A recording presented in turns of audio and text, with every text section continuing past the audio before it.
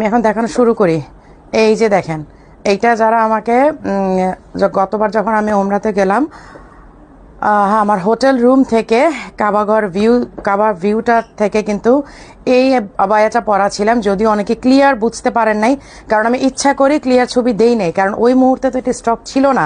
So আমি clear ছবি দিলেও তো ঝামেলা হয়ে যেত এটার। এই যে দেখেন ডিজাইনটা একদম রাউন্ড করা ওয়ার্ক, হ্যাঁ, এখান থেকে কিন্তু শিফনের কাজ করা, প্রতিটা ফ্লাওয়ারের নিচে হচ্ছে শিফনের ওয়ার্ক করা হিজাব। আমারটা দেখে নেন, আমি যেটা পরে আছি, এই যে এখানে হচ্ছে সুন্দর করে ফ্লাওয়ার। এবং আমি একটা কথা বলি, এইরকম ডিজাইনের অনেক কপি প্রোডাক্ট কিন্তু বাজারে আছে, আপনারা একটু ফ্লাওয়ারটা মিলিয়ে দেখবেন যে স্টাইলিশ আবার ফ্লাওয়ারের সাথে মিলে কেনা। হ্যাঁ, এই যে এখানে দেখেন প্রতিটা ফ্লাওয়ারের নিচে কিন্তু শিফন করা।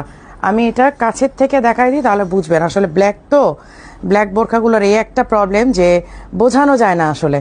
এই যে নিচেরটা হচ্ছে শিফনের করা, এইটা আপনারা ঈদের মেইন আবায়া হিসেবে নেবেন। এটা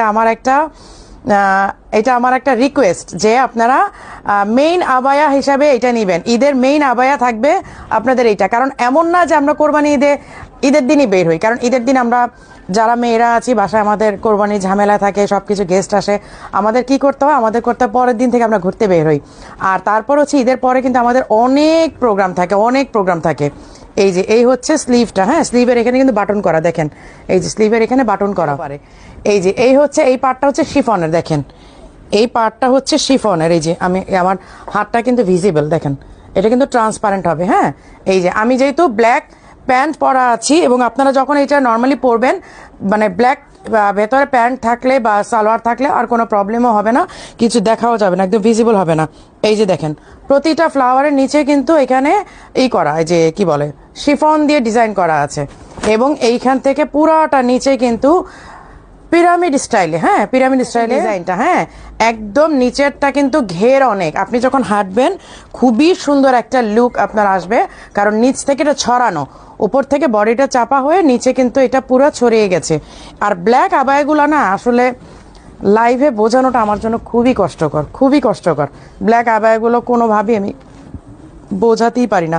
আর ফ্রন্ট ওপেন, হ্যাঁ, অ্যারাব স্টাইল তো, এটা অ্যারাব বোরখাই তো, যার কারণে এটা হচ্ছে ফ্রন্টটা হচ্ছে কিন্তু খুব সুন্দর এরকম একটা ওয়েব আসবে, কারণ এটা যেহেতু পিরামিড স্টাইল, যার কারণে আপনার এই যে শিফনটা কিন্তু এইরকম ডিজাইনের। হ্যাঁ, আমি এখন এখন আপনারা ক্লিয়ার একটা ছবি স্ক্রিনশট নিয়ে নেবেন, ক্লিয়ার করে একটা স্ক্রিনশট নিয়ে নেবেন, ঠিক আছে?